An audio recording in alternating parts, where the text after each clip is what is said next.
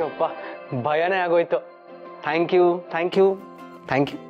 ಈ ಅಭಿ ಚಿಕ್ಕವನಾಗಿದ್ದಾಗ ಚಿಕ್ಕಪ್ಪ ವರ್ಷಕ್ಕೆ ಒಂದೇ ಸಲ ಬರ್ಡೇ ಯಾಕೆ ಬರುತ್ತೆ 2 ಸಲ ಯಾಕೆ ಬರಲ್ಲ ಅಂತ ಕೇಳ್ತಿದ್ದ. ಒಂದು ವರ್ಷ ಅಂತೂ ಅವನ ಬರ್ತ್ಡೇ ಅಲ್ದಿದ್ರು ನಾಳೆನೇ ನನ್ನ ಬರ್ತ್ಡೇ ಸೆಲೆಬ್ರೇಟ್ ಮಾಡಬೇಕು ಅಂತ ಹಠ ಹಿಡ್ದಿದ್ದ. ಅದಕ್ಕೆ ಅಂತ ನಾವೊಂದು ಪೂಜೆ ಇಟ್ಕೊಂಡು ಸೆಲೆಬ್ರೇಟ್ ಮಾಡ್ತೀವಿ. ಹೌದು, ನನಗೂ ನೆನಪಿದೆ. ಇವನು ಚಿಕ್ಕವನಿರ್ಬೇಕಾದ್ರೆ ನಿಧಿ ಹತ್ರ ಹೋಗಿ 2 ಸತಿ ನೀನು ಬರ್ಡೇ ಮಾಡ್ಕೊ ಅಂತ ಹೇಳ್ತಿದ್ದ. ನಿಧಿ ಆಗ ಚಿಕ್ಕವಳು, ಅವಳಿಗೇನು ಅರ್ಥನೇ ಆಗ್ತಿರ್ಲಿಲ್ಲ. ಈವನ್ 6th 7th ಇದ್ದಾಗ ನಾವು ಬರ್ಡೇ ಆಟ ಆಡ್ತಿದ್ವಲ್ಲ, ಆಗ ಮಣ್ಣಲ್ಲಿ ಮಾಡಿರೋ ಕೇಕ್ ಕಟ್ ಮಾಡ್ತಿದ್ದ. ಇವನು ಕಟ್ ಮಾಡ್ತಿದ್ದು ಫೇಕ್ ಕೇಕ್ ಆದರೂ ನಾವು ಗಿಫ್ಟ್ ಮಾತ್ರ ರಿಯಲೇ ಕೊಡಬೇಕಿತ್ತು ಇವನಿಗೆ. ಬ್ರೋ ಸುಮ್ಮನಿರು ಬ್ರೋ, ಮರ್ಯಾದೆ ತೆಗಿಬೇಡ. ಅಭಿ, ಇದು ನನ್ನ ಕಡೆಯಿಂದ ನಿನಗೆ ಉಡುಗೊರೆ.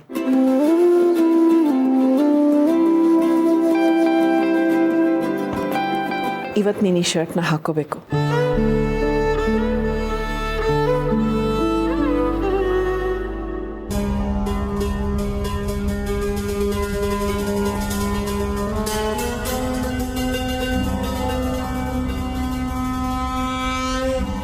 ನಾನು ಈ ಶರ್ಟ್ ಹಾಕೋಬೇಕಾ?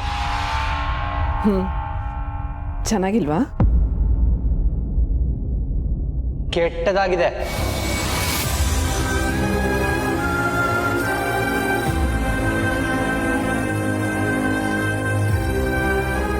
ನಿಮ್ಮನ್ನ ನೀವೇನು ಅನ್ಕೊಂಡಿದ್ದೀರಾ? ನನಗೆ ಯಾವ ಥರ ಶರ್ಟ್ ಸೂಟ್ ಆಗುತ್ತೆ ಅಂತ ನನಗೆ ಗೊತ್ತು. ನೀವು ಹೇಳೋ ಅವಶ್ಯಕತೆ ಇಲ್ಲ. ಒಳ್ಳೆ ಜಾತ್ರೆ ಥರ ಇದೆ, ಇದನ್ನ ನಾನು ಹಾಕೋಬೇಕಾ? ನನ್ನ ಬರ್ತ್ಡೇ ದಿನ ನನಗೆ ಇರಿಟೇಟ್ ಮಾಡಬೇಡಿ.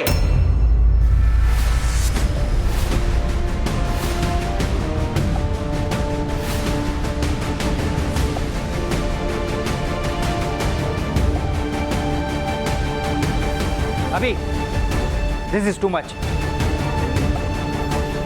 ನಿಂಗೆ ಇಷ್ಟ ಆಯ್ತು ಬಿಡ್ತು, ಉಡುಗೊರೆ ಅಂತ ಪ್ರೀತಿಯಿಂದ ಕೊಡ್ತಾ ಇದ್ದಾರೆ, ಅದನ್ನು ತಗೊಳ್ಳೋ ಕರ್ಟಿಸಿ ತೋರಿಸ್ಬೇಕು. ಹೀಗೆ ಎಸೆಯೋದು ದುರಹಂಕಾರ ಅಂತಾರೆ. ನೋಡಿ ಅಭಿ, ನೀನು ತಪ್ಪು ಮಾಡ್ತಿದ್ಯಾ.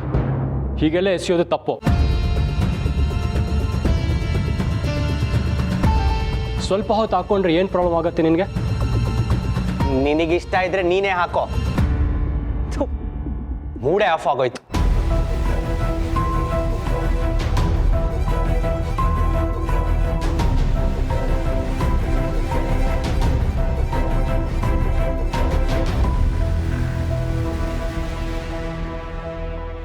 ಶರ್ಟ್ ಚೆನ್ನಾಗಿದೆ ಅಲ್ವಣ್ಣ? ಅದಕ್ಕೆ ನೀವು ಯಾಕೆ ಬೇಜಾರು ಮಾಡ್ಕೋತೀರಾ? ಅವ್ನ ಸ್ವಭಾವ ಗೊತ್ತಲ್ವಾ, ಹುಡುಗ ಬುದ್ಧಿ. ನಾನೇ ಹಾಕೋತೀನಿ ಬಿಡಿ, ಶರ್ಟು ತುಂಬ ಚೆನ್ನಾಗಿದೆ. ಹಾಂ,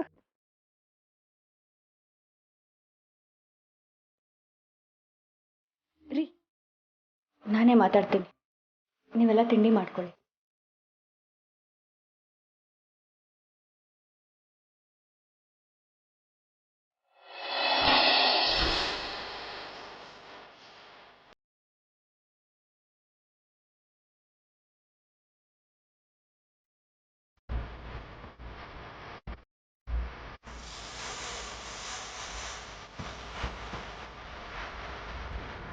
ಕೋಪ ಬಂತ ಅಭಿ? ಇವತ್ತು ನಿನ್ನ ಬರ್ಡೇ, ಯಾಕೋ ಹೀಗೆ ಕೋಪ ಮಾಡ್ಕೊಂಡು ಮೂಡ್ ಆಫ್ ಮಾಡ್ಕೊಂಡಿದ್ಯಾ? ನನ್ನನ್ನು ಖುಷಿಯಾಗಿರೋದಕ್ಕೆ ಕೇಳ್ಬಿಡ್ತಾರೆ ದೀಪಿಕಾ ಇವರು. ಅವ್ರಿಗೆ ಸುಮ್ಮನಿರಕ್ಕಾಗಲ್ವಾ? ಯಾಕೆ ಪದೇ ಪದೇ ಬಂದು ಹೀಗೆ ಕಾಡ್ತಿದ್ದಾರೆ? ಅವ್ರು ಕೊಟ್ಟಿರೋ ಕೆಟ್ಟದಾಗಿರೋ ಶರ್ಟ್ ನಾನು ಹಾಕೋಬೇಕಿತ್ತ? ಸಾರಿ ಅಭಿ, ನಿಜ ಹೇಳಬೇಕು ಅಂದರೆ ಅಮ್ಮನ ವಿಷಯದಲ್ಲಿ ನೀನು ಸ್ವಲ್ಪ ಕೋಪ ಮಾಡ್ಕೊಂಡಿದ್ದೆ ಅಲ್ವಾ? ನಿನಗೆ ಸಮಾಧಾನ ಆಗಲಿ ಅಂತ ನಾನೇ ಅವ್ರಿಗೆ ಶರ್ಟ್ ಕೊಡೋಕ್ಕೆ ಹೇಳಿದೆ. ಆದರೆ ಅವ್ರು ಈ ಥರ ಶರ್ಟ್ ತರ್ತಾರೆ ಅಂತ ಖಂಡಿತ ನಂಗೆ ಗೊತ್ತಿರಲಿಲ್ಲ. ಗೊತ್ತಿದ್ದಿದ್ರೆ ನಾನು ನಿಜವಾಗ್ಲೂ ನಿನಗೆ ಕೊಡೋಕ್ಕೆ ಹೇಳ್ತಿರ್ಲಿಲ್ಲ. ತಪ್ಪು ನಂದೆ. ಬಿಡು, ನೀನ್ಯಾಕೆ ಗಿಲ್ಟ್ ಫೀಲ್ ಆಗ್ತಿದ್ಯಾ? ಯಾರಿಗೆ ಏನು ಸೂಟ್ ಆಗುತ್ತೆ ಅಂತ ಗೊತ್ತಾಗಲ್ಲ ಅವರಿಗೆ. ಸಾಲದಕ್ಕೆ ಬಂದು ಇರಿಟೇಟ್ ಬೇರೆ ಮಾಡ್ತಾರೆ. ಆಯಿತು, ಈಗೇನು ಇಡೀ ದಿನ ನೀನು ಇದನ್ನೇ ಯೋಚನೆ ಮಾಡ್ತಿರ್ತೀಯಾ? ಸಾರಿ. ಸರಿ, ಆ ವಿಷಯ ಬಿಟ್ಟಾಕು. ನಾನು ಸರಿ ಹೋದೆ. ಏನು ಮಾಡ್ಬೇಕು ಹೇಳು? ನಾನು ನಿನ್ನೆ ಒಂದು ವಿಷಯ ಹೇಳಿದ್ನಲ್ಲ, ಅದ್ರ ಬಗ್ಗೆ ಯೋಚನೆ ಮಾಡಿದ್ಯಾ? ಯಾವ್ದು ಹೇಳು? ನಂದಿಗಿರಿ ಎಸ್ಟೇಟ್ನ ನನ್ನ ಹೆಸರು ಬರ್ಸ್ಕೊಳ್ಳೋ ವಿಚಾರನ? ಎಸ್. ಇವತ್ತು ಸಂಜೆನೇ ಮಾತಾಡ್ತೀನಿ. ನಿಮ್ಮ ಮಾವನ ಹತ್ರ ಡೈರೆಕ್ಟಾಗೇ ಮಾತಾಡ್ತೀನಿ. ನಿಮಗೆ ಗಿಫ್ಟ್ ಕೊಡಬೇಕು ಅನ್ನೋ ಮನಸ್ಸಿದ್ರೆ ಆ ಎಸ್ಟೇಟೇ ಕೊಡಿ ಅಂತ. ಡೈರೆಕ್ಟ್ ಮಾವನ ಹತ್ರ ಮಾತಾಡಿದ್ರೆ ಸರಿ ಹೋಗಲ್ಲ ಅಭಿ. ನೀನು ಯಾಕೆ ಕೆಟ್ಟವನಾಗ್ತೀಯಾ? ನಿಮ್ಮ ಅಣ್ಣ ಮಾತಾಡಲಿ ಬಿಡು. ಅದು ಹೇಗಾಗುತ್ತೆ? ಆಗ ಬ್ರೋ ಕೆಟ್ಟವನಾಗಲ್ವಾ? ನನ್ನಿಂದ ಬ್ರೋಕ್ ಸಮಸ್ಯೆ ಆಗೋದು ನನಗಿಷ್ಟ ಇಲ್ಲ. ನಾನು ಹೇಳಿದ ಹಾಗಲ್ಲ ಅಭಿ. ನೀನಿನ್ನೂ ಚಿಕ್ಕವನು, ಇದನ್ನೆಲ್ಲ ಮಾತಾಡಿದ್ರೆ ಅಧಿಕ ಪ್ರಸಂಗ ಅನಿಸುತ್ತೆ. ಆದರೆ ಅವಿಭಾವ ತುಂಬ ಎಕ್ಸ್ಪೀರಿಯನ್ಸ್ ಇರೋರು. ಅವ್ರು ಕೇಳಿದ್ರೆ ಮಾವ ಖಂಡಿತ ಬೇಡ ಅನ್ನಲ್ಲ. ಅದು ಅಲ್ಲದೆ ಅವಿಭಾವ ಒಬ್ಬರು ಒಪ್ಕೊಂಡ್ರೆ ಎಲ್ಲರೂ ಒಪ್ಕೊಂಡ ಹಾಗೆ ಅಲ್ವಾ? ಕರೆಕ್ಟ್ ದೀಪಿಕಾ. ನಮ್ಮಣ್ಣ ನನಗೋಸ್ಕರ ಏನು ಬೇಕಾದರೂ ಮಾಡ್ತಾನೆ. ನಾನೇ ಬ್ರೋ ಹತ್ರ ಈ ಎಸ್ಟೇಟ್ನ ಗಿಫ್ಟಾಗಿ ತಗೋತೀನಿ. ಆ ಸಂಧ್ಯಾ ಸಮರ್ಥ್ ಕಣ್ಣು ಈ ಎಸ್ಟೇಟ್ ಮೇಲೆ ಬೀಳೋಕ್ ಮುಂಚೆ ಅದು ನನ್ನ ಸ್ವತ್ತಾಗಿರಬೇಕು.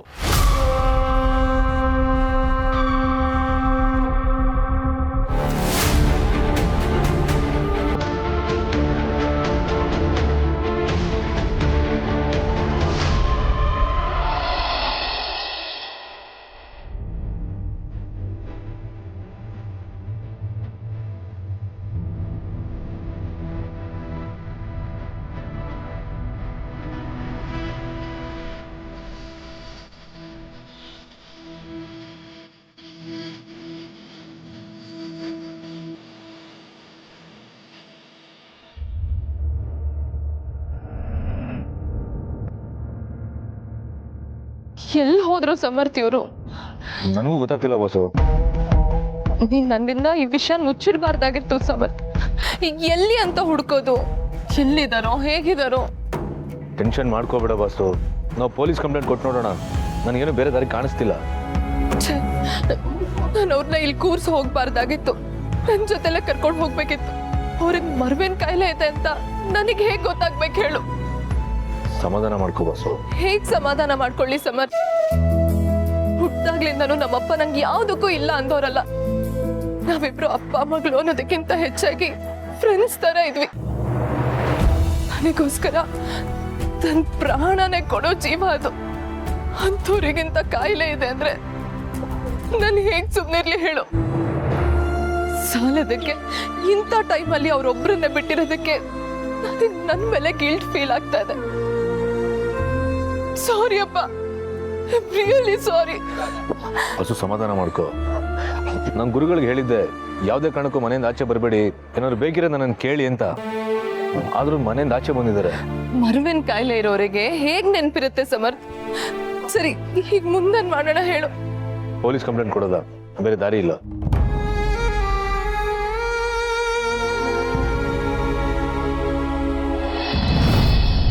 ಏನು ಹೇಳ್ತಾ ಇದೆಯಾ ಪೂರ್ಣಿ?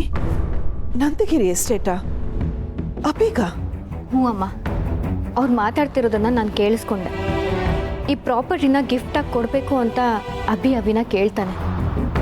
ಅವಿ ಕೇಳಿದ್ರೆ ಮಾವ ಇಲ್ಲ ಅನ್ನಲ್ಲ. ಸೊ ಈ ಪ್ರಾಪರ್ಟಿನ ಅವಿ ಮೂಲಕ ಗಿಫ್ಟಾಗಿ ತಗೋಬೇಕು ಅಂತ ಅನ್ಕೊಂಡಿದ್ದಾನೆ. ಯಾವುದೇ ಕಾರಣಕ್ಕೂ ಅದು ಮಾತ್ರ ಆಗಬಾರ್ದು ಪೂರ್ಣಿ. ನಿಮ್ಮ ಮಾವನಿಗೆ ಆ ಎಸ್ಟೇಟು ಅಂದರೆ ತುಂಬ ಇಷ್ಟ. ಇದರಿಂದ ಅವ್ರಿಗೆ ನೋವು ಆಗ್ಬೋದು. ಅಷ್ಟೇ ಅಲ್ಲ, ಒಂದು ಸಲ ಮನೆಯಲ್ಲಿ ಪಾಲಿನ ಮಾತು ಬಂದ್ಬಿಟ್ರೆ ಮನೆ ಛಿದ್ರ ಆಗ್ಬಿಡುತ್ತೆ. ಅದಕ್ಕೆ ಈ ವಿಷಯನ ನಿಮ್ಮ ಹತ್ರ ಬಂದು ಹೇಳ್ತಿದ್ದೀನಿ. ಆದರೆ ಈ ವಿಷಯ ಯಾವುದೇ ಕಾರಣಕ್ಕೂ ಮಾವನಿಗಾಗಲಿ ಅವಿಗಾಗಲಿ ಗೊತ್ತಾಗಬಾರ್ದು. ಅವ್ರಿಗೆ ಹರ್ಟ್ ಆಗುತ್ತೆ. ನಾವೇನಾದರೂ ಮಾಡಬೇಕು. ಅವನಿಗೆ ನಿನ್ನ ಮೇಲೆ ಪ್ರೀತಿ ಜಾಸ್ತಿ ಪೂರ್ಣಿ. ನೀನೇ ಕೂತು ಒಂದು ಸ್ವಲ್ಪ ಬುದ್ಧಿ ಹೇಳು. ಅಯ್ಯೋ ಅಮ್ಮ, ಇಂಥ ವಿಷಯನೆಲ್ಲ ನಾನು ಮಾತಾಡಿದ್ರೆ ಸರಿ ಹೋಗಲ್ಲ. ನನಗೆ ಹೇಗೆ ಮಾತಾಡಬೇಕು ಅಂತಲೂ ಗೊತ್ತಾಗಲ್ಲ. ಇದಕ್ಕೆಲ್ಲ ನೀವೇ ಸರಿ. ಅಯ್ಯೋ, ಅವ್ನು ನನ್ನ ಮಾತು ಕೇಳ್ತಾನ? ಅಮ್ಮ, ಅವ್ನು ಕೇಳ್ತಾನೋ ಬಿಡ್ತಾನೋ, ಆದರೆ ಈ ವಿಷಯನ ಮನೆಗೆ ದೊಡ್ಡವರಾಗಿ ನೀವು ಹೇಳಿದ್ರೆ ಸರಿ ಅನ್ಸುತ್ತೆ. ನಾನು ಚಿಕ್ಕಮ್ಮನಿಗೂ ಫೋನ್ ಮಾಡಿದ್ದೆ, ಆದರೆ ಅವರು ಅಭಿ ಬರ್ಡೇ ಪ್ರಿಪ್ರೇಷನಲ್ಲಿ ಬ್ಯುಸಿ ಇದ್ದಾರೆ ಅನ್ಸುತ್ತೆ. ಕಾಲ್ ರಿಸೀವ್ ಮಾಡ್ತಿಲ್ಲ. ಮಾವನಿಗೆ ಅವಿಗೆ ಗೊತ್ತಾಗಬಾರ್ದು. ಅದಕ್ಕೆ ನಿಮ್ಮ ಹತ್ರ ಹೇಳ್ತಿದ್ದೀನಿ. ನೀನು ಹೇಳೋದು ಸರಿ ಪೂರ್ಣಿ. ಮಾಧವ್ ಅವರು ಈ ಪೇಟೆ ಜೀವನ ಸಾಕು ಅನ್ನಿಸ್ದಾಗ ಎಲ್ಲ ಆಸ್ತಿನೂ ಮಕ್ಳಿಗೆ ಬರೆದು ಅಲ್ಲಿಗೆ ಹೋಗ್ಬಿಡೋಣ ಅಂತಿದ್ರು. ಈಗ ಅದು ಅವ್ರದ್ದಾಗಿರಲ್ಲ ಅಂದರೆ ಅವ್ರಿಗೂ ನೋವಾಗ್ಬೋದು. ಹಾಗೆ ಆಗುತ್ತಮ್ಮ. ದೀಪಿಕಾ ಅವ್ರ ತಂದೆ ಬಗ್ಗೆ ನಿಮಗೆ ಗೊತ್ತು. ಒಂದ್ಸಲ ಆ ಕೆಫೆನ ಪಬ್ ಮಾಡಬೇಕು ಅಂತ ಹೊರಟಿದ್ರು. ಈಗ ಈ ಪ್ರಾಪರ್ಟಿ ಅಭಿದಾದ್ರೆ ಇನ್ನೇನು ಮಾಡ್ತಾರೋ ಯಾರಿಗೆ ಗೊತ್ತು? ಅಯ್ಯೋ ದೇವ್ರೆ, ಹಾಗೆಲ್ಲ ಆಗಬಾರ್ದು ಪೂರ್ಣಿ. ನಾನು ಏನು ಮಾಡಲಿ ಹೇಳು? ನನ್ನ ಕೈಲಾಗಿದ್ದ ಪ್ರಯತ್ನ ಮಾಡ್ತೀನಿ.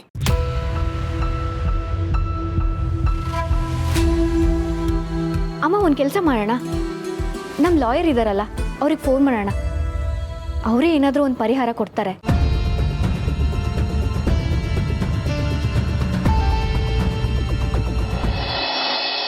ನೋಡಿ, ನನಗೆ ನಿಮ್ಮ ಜೊತೆಗೆ ಮಾತಾಡೋಕೆ ಇಷ್ಟ ಇಲ್ಲ. ಇಲ್ಲದೆ ಇರೋ ನೆಪ ಇಟ್ಕೊಂಡು ನನ್ನ ಹತ್ರ ಮಾತಾಡೋಕೆ ಬರಬೇಡಿ. ನೋಡು, ದಯವಿಟ್ಟು ಒಂದೇ ಒಂದು ನಿಮಿಷ ನನ್ನ ಮಾತು ಕೇಳು. ನಿಮ್ಮ ಲಿಮಿಟಲ್ಲಿ ನೀವಿರಿ. ಅಭಿ, ನೋಡು, ನೀನೇನಾದರೂ ಬೇಕಾದರೆ ನನಗನ್ನು ಬೇಜಾರಿಲ್ಲ. ನನ್ನ ಮೇಲೆ ಕೋಪ ಇದೆಯಾ, ತೀರಿಸ್ಕೊ, ಅದು ಪರವಾಗಿಲ್ಲ. ಆದರೆ ಈ ಮನೆಯಲ್ಲಿ ಮನೆ ಮನಸ್ಸು ಕೆಡೋ ವಿಚಾರ ಮಾತ್ರ ಮಾತಾಡಬೇಡ. ವಾಟ್? ಈ ಮನೆ ಮನಸ್ಸು ಕೆಡ್ತಿರೋದು ನಿಮ್ಮಿಂದ? ನೋಡು, ನನಗೆ ವಿಷಯ ಗೊತ್ತಾಯ್ತು. ನೀನು ಆ ನಂದಗಿರಿ ಎಸ್ಟೇಟ್ನ ತಗೊಳ್ಳೋದಕ್ಕೆ ಯೋಚನೆ ಮಾಡ್ತಾ ಇದೀಯ ಅಂತ. ಅಬ್ಬಾ, ಆಗ್ಲೇ ಅದನ್ನೂ ಕದ್ದು ಕೇಳಿಸ್ಕೊಂಡ್ಬಿಟ್ರ? ನನಗೆ ವಿಷಯ ಹೇಗೆ ಗೊತ್ತಾಯ್ತು ಅನ್ನೋದು ಮುಖ್ಯ ಅಲ್ಲ. ಮನೆಯಲ್ಲಿ ಪಾಲಿನ ವಿಷಯ ಬಂದರೆ ಯಾರ ಮನಸ್ಸು ನೆಮ್ಮದಿಯಿಂದ ಇರಲ್ಲಪ್ಪ. ನೋಡಿ, ನನಗೆ ಈ ಯೋಚನೆ ಬಂದಿದ್ದೆ ನಿಮ್ಮ ದುರಾಸೆ ಮಕ್ಕಳಿಂದ. ನನಗೂ ನಮ್ಮನೆ ಆಸ್ತಿ ಇನ್ಯಾರ್ದೋ ಪಾಲಾಗೋದು ಇಷ್ಟ ಇಲ್ಲ. ಆ ಎಸ್ಟೇಟು ನಮ್ಮಮ್ಮನ ಪ್ರೀತಿ ಜಾಗ, ಅದರಲ್ಲೂ ನಿಮ್ಮ ಮಕ್ಕಳು ಬಂದು ಪಾಲು ಕೇಳೋದು ನನಗಿಷ್ಟ ಇಲ್ಲ. ಅದಕ್ಕೆ ಅದು ನನ್ನ ಹೆಸರಿಗೆ ಮಾಡಿಸ್ಕೊಂಡ್ರೆ ತಾಪತ್ರನೇ ಇರಲ್ಲ. ನೋಡಬಿ, ನನ್ನ ಮಕ್ಕಳು ಯಾವುದೇ ಕಾರಣಕ್ಕೂ ನಿನ್ನ ಹತ್ರ ಅದನ್ನು ಕೇಳಲ್ಲ. ನಾನು ಅದಕ್ಕೆ ಅವಕಾಶನೂ ಮಾಡಿಕೊಡಲ್ಲ. ಆ ಭರವಸೆ ನಾನು ನಿನಗೆ ಕೊಡ್ತೀನಿ. ಆದರೆ ನಂದಗಿರಿನ ಮಾತ್ರ ಪಾಲಕ್ಕೆ ಕೇಳಬೇಡ. ಯಾಕೆಂದ್ರೆ ಅದ್ರ ಬಗ್ಗೆ ನಿಮ್ಮ ತಂದೆಗೆ ತುಂಬ ಕನಸಿದೆ. ನಮ್ಮ ಕನಸನ್ನ ಕೊಂದವ್ರ ಕನಸು ಬಗ್ಗೆ ನಾನು ಯೋಚನೆ ಮಾಡಬೇಕಾಗಿಲ್ಲ. ನೀನು ಅವ್ರ ಬಗ್ಗೆ ತುಂಬ ತಪ್ಪು ತಿಳ್ಕೊಂಡಿದೀಯಾ. ನೋಡಿ, ನೀವೀಗ ಮನುಷ್ಯನ ವಹಿಸ್ಕೊಂಡು ಬರಬೇಡಿ. ವಹಿಸ್ಕೊಂಡು ಬರೋದು ಅಂತಲ್ಲಪ್ಪ. ದಯವಿಟ್ಟು ನೀನು ಅವ್ರ ಎದುರಿಗೆ ವಿಷಯನ ಮಾತಾಡಬೇಡ. ಅವ್ರ ಮನ್ಸಿಗೆ ತುಂಬ ನೋವಾಗತ್ತೆ. ಅವ್ರಿಗೆ ನೋವಾಗುತ್ತೆ ಅಂತ ಸುಮ್ಮನಿದ್ರೆ ಈ ಆಸ್ತಿ ನಿಮ್ಮ ಮಕ್ಕಳ ಪಾಲಾಗತ್ತೆ. ನಿಮ್ಮ ಕಣ್ಣಿಗೆ ಮಣ್ಣೆರ್ಚಿ ಪ್ರೆಗ್ನೆನ್ಸಿನೇ ಫೇಕ್ ಮಾಡಿ ಸೀಮಂತ ಮಾಡಿಸ್ಕೊಂಡವಳು ನಿಮ್ಮ ಮಗಳು. ಇನ್ನವಳ ಅಣ್ಣ ಈ ಆಸ್ತಿ ವಿಚಾರದಲ್ಲಿ ಸುಮ್ಮನಿರ್ತಾನ? ನಂದಗಿರಿಲಿ ಅವರಿಬ್ರು ಪಾಲು ಕೇಳ್ತಾರೆ. ಅದಕ್ಕೆ ನಾನು ಅವಕಾಶ ಮಾಡಿಕೊಡಲ್ಲ. ನಂದಗಿರಿ ನನ್ನ ಪಾಲಿಗಾಗಲೇಬೇಕು. ಅದು ನಿನ್ನ ಪಾಲಿಗೆ ಬರಲ್ಲ ಅಭಿ.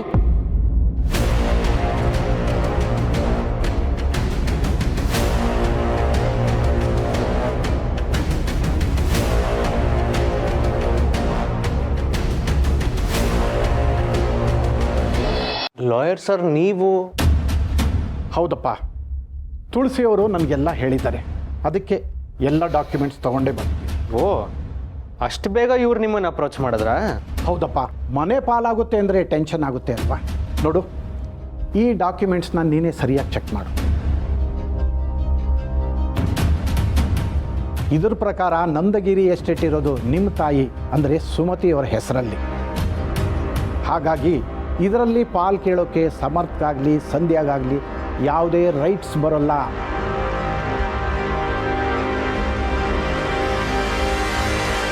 ಸರ್, ಏನು ಹೇಳ್ತಿದ್ದೀರಾ? ಹೌದು, ಅದಕ್ಕೇನೆ ಡಾಕ್ಯುಮೆಂಟ್ಸ್ ತಂದಿದ್ದೀನಿ, ನೀನೇ ಚೆಕ್ ಮಾಡು.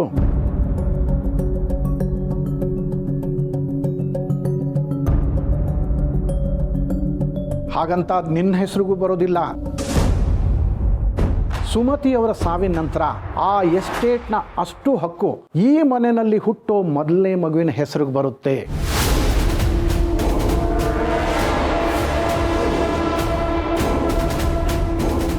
ಹಾಗಾಗಿ ಅದರಲ್ಲಿ ಯಾವುದೇ ರೀತಿ ಭಾಗ ಆಗಲಿ ಹಕ್ಕಾಗಲಿ ನಿಮಗೆ ಸೇರೋದಿಲ್ಲ.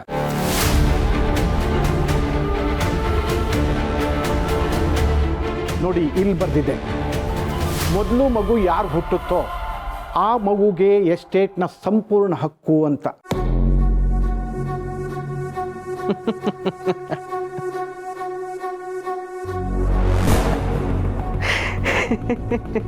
R you okay Abhi? I am 100% okay sir. ನನಗೀಗ ಸಮಾಧಾನ ಆಯಿತು. ಈ ಎಸ್ಟೇಟ್ ನನಗೆ ಸಿಗಬೇಕು ಅನ್ನೋ ನನ್ನ ಉದ್ದೇಶ ಆಗಿರಲಿಲ್ಲ, ಆದರೆ ಅವ್ರಿಗೆ ಪಾಲ್ ಸಿಗಬಾರ್ದು ಅನ್ನೋ ನನ್ನ ಉದ್ದೇಶ ಆಗಿತ್ತು. ಇವಾಗ ನೀವು ಹೇಳಿದ್ರಲ್ಲ, ಖುಷಿ ಆಯಿತು. ನನಗಿದ್ರ ಬಗ್ಗೆ ಸಂಪೂರ್ಣ ಒಪ್ಪಿಗೆ ಇದೆ ಸರ್. ಎಲ್ಲದಕ್ಕಿಂತ ಹೆಚ್ಚಾಗಿ ಈ ಮನೇಲಿ ಹುಟ್ಟೋ ಮಗುಗೆ ಅಮ್ಮನ ಆಸ್ತಿ ಬರುತ್ತೆ ಅಂದರೆ ಅದಕ್ಕಿಂತ ಇನ್ನೇನು ಬೇಕೋ ಅಷ್ಟು ಸಾಕು ನನಗೆ. ಈ ಅಭಿ ಅಂತೂ ಎಷ್ಟು ಪೆದ್ದಾನೋ. ಛೇ, ಆ ಎಸ್ಟೇಟ್ ನನ್ನ ಪಾಲಾಗುತ್ತೆ ಅನ್ಕೊಂಡಿದ್ದೆ. ನಾನು ಮಾಡಿದ ಪ್ರಯತ್ನ ಎಲ್ಲ ವೇಸ್ಟ್ ಆಯಿತು. ಸರಿ ಅಬ್ಬಿ, ನಾನು ಇನ್ನು ಹೊರಡ್ತೀನಿ. Thank you sir. ಬರ್ತೀನಿ. ಅಭಿ, ನಿಜವಾಗ್ಲೂ ನಿನಗೆ ಬೇಸರ ಆಗಿಲ್ವಾ? ಹೇಳದ್ನಲ್ಲ, ಖಂಡಿತವಾಗ್ಲೂ ಇಲ್ಲ. ನಮ್ಮಮ್ಮನ ಆಸ್ತಿ ಇನ್ಯಾರ್ದೋ ಪಾಲಾಗಲ್ಲ ಅನ್ನೋದಕ್ಕಿಂತ ದೊಡ್ಡ ಖುಷಿ ಇಲ್ಲ. ಆದರೆ ಈ ಆಸ್ತಿ ನನ್ನ ಪಾಲೆಲ್ಲ ಆಗ್ಬಿಡುತ್ತೋ ಅಂತ ಭಯ ಬಿದ್ದು ಲಾಯರ್ನ ಕರ್ಸೋಷ್ಟು ಮುಂದುವರೆದು ಬಿಟ್ರಲ್ಲ, ಅದು ಹರ್ಟ್ ಆಗ್ತಿದೆ. ಅಯ್ಯೋ, ನಿಜವಾಗ್ಲೂ ನನ್ನ ಉದ್ದೇಶ ಅದಾಗಿರ್ಲಿಲ್ಲ. ಮನೆಯಲ್ಲಿ ಈ ವಿಷಯಗಳು ಬಂದರೆ ಮನ್ಸು ಕೆಡುತ್ತೆ ಅನ್ನೋದಷ್ಟೇ ನನ್ನ ಯೋಚನೆ ಆಗಿತ್ತು. ಸಾಕು, ನಿಮ್ಮ ಸಮಜಾಯಿಷಿ ಸಾಕು. ನೀವು ತುಂಬ ಒಳ್ಳೆಯವರು, ನಾನೇ ಕೆಡ್ದಾಗ ನಡ್ಕೋತಿದ್ದೆ ಅಂತ ಒಂದೊಂದ್ಸಲಿ ಅನ್ಸೋದು. ಆದರೆ ನೀವು ಒಳ್ಳೆಯವರಲ್ಲ. ನೀವು ಯಾವಾಗಲೂ ನಿಮ್ಮ ಮಕ್ಕಳ ಪರಾನೇ. ನೀವು ನನಗೆ ಅಮ್ಮ ಆಗೋದಕ್ಕೆ ಸಾಧ್ಯನೇ ಇಲ್ಲ.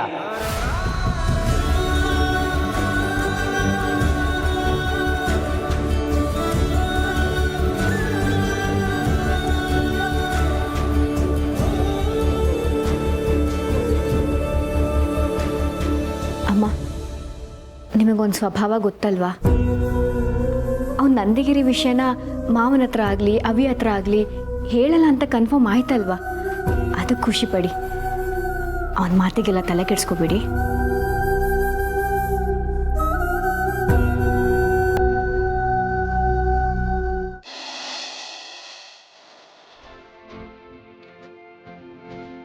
ಅಣ್ಣ,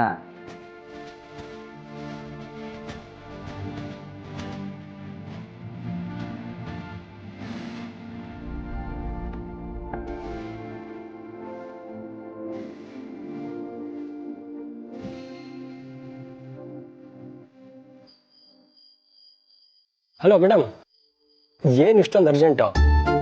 ಏನಿಲ್ಲ, ಇದೆ ಕೆಲಸ. ಅಭಿ ಬರ್ಡೇ ಅಲ್ವಾ, ನೋಡು ಮನೆಗೆ ಹೇಗೆ ಕಳೆ ಬಂದಿದೆ ಅಂತ.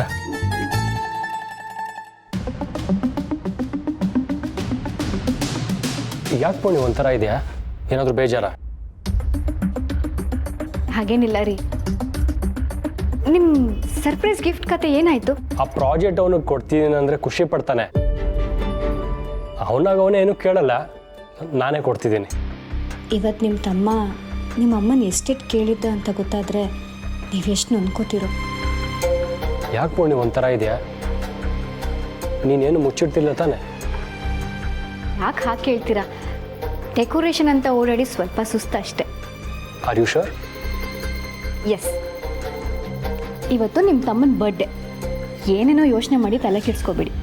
ನೀವಿವತ್ತು ಖುಷಿಯಾಗಿರಬೇಕು. ನೀವು ಖುಷಿಯಾಗಿದ್ದರೆ ಅಭಿನೂ ಖುಷಿಯಾಗಿರ್ತಾನೆ. ನೀವಿಬ್ಬರು ಖುಷಿಯಾಗಿದ್ದರೆ ನಾನು ಖುಷಿಯಾಗಿರ್ತೀನಿ. ಆಯಿತು ಮೇಡಮ್, ಅಪ್ಪಣೆ. ನನ್ನ ಹೆಂಡತಿ ಖುಷಿಗೋಸ್ಕರನಾದರೂ ನಾನು ಖುಷಿಯಾಗಿರ್ತೀನಿ. Hi hi hi. Hello, hi. Abhi ಮೇಲಿದ್ದಾನೆ.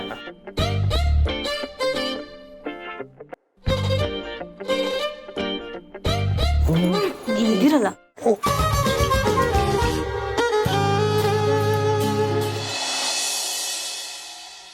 ನಿಮ್ಮಿಬ್ರಿಗೂ ವಿಷಯ ಗೊತ್ತಿದ್ರು ನನ್ನ ಹತ್ರ ಯಾಕೆ ಹೇಳಲಿಲ್ಲ? ಸೊಗ್ಲಡಿ, ಬೀಗರು ಈ ವಿಷಯನ ಮೊದಲು ಹೇಳಿದ್ದು ತುಳಸಿಗೆ. ನಿಮ್ಮ ಮದುವೆಗೆ ಮುಂಚೆನೇ ಅವರಿಗೆ ಈ ಕಾಯಿಲೆ ಇರೋದು ಗೊತ್ತಾಗಿತ್ತು. ಆದರೆ ಯಾವುದೇ ಕಾರಣಕ್ಕೂ ಸಿರಿಗೆ ಇದು ಗೊತ್ತಾಗಬಾರ್ದು ಅಂತ ತುಳಸಿ ಹತ್ರ ಮಾತು ತಗೊಂಡಿದ್ರು. ಆಮೇಲೆ ನಾನು ನಿಮ್ಮ ಅಂಗಡಿಗೆ ಹೋಗೋ ಟೈಮಲ್ಲಿ ಬೀಗರಿಗೆ ನನ್ನ ಹತ್ರನೂ ಸತ್ಯ ಹೇಳುವಂಥ ಸಂದರ್ಭ ಬಂತು. ತುಳಸಿ ಸುಮಾರು ಸಲ ನಿಮ್ಮ ತಂದೆನ ಆಸ್ಪತ್ರೆಗೆ ಕರ್ಕೊಂಡು ಹೋಗಿ ಬಂದಿದ್ದಾಳೆ. ಅಯ್ಯೋ ದೇವ್ರೆ, ಅಮ್ಮ ಇಷ್ಟೆಲ್ಲ ಮಾಡಿದ್ರು ನನ್ಗೊಂಚೂರು ಅನುಮಾನನೇ ಬರ್ದೇ ಇರೋ ಹಾಗೆ ನೋಡ್ಕೊಂಡ್ರಲ್ಲ ತಾತ. ಹೌದಮ್ಮ, ನಿಮ್ಮ ತಂದೆ ಈ ಮನೆಗೆ ಬಂದಾಗಲೆಲ್ಲ ಎಷ್ಟೋ ಸಲ ತಮ್ಮ ಕಾಯಿಲೆ ಬಗ್ಗೆ ಗೊತ್ತಾಗೋ ಹಾಗೆ ಮಾತಾಡ್ತಿದ್ರು. ಆದರೆ ನಾವೆಲ್ಲ ಸೇರಿ ನಿನಗೆ ಗೊತ್ತಾಗದಿರೋ ಹಾಗೆ ತೇಪೆ ಹಾಕ್ತಾ ಇದ್ವಿ.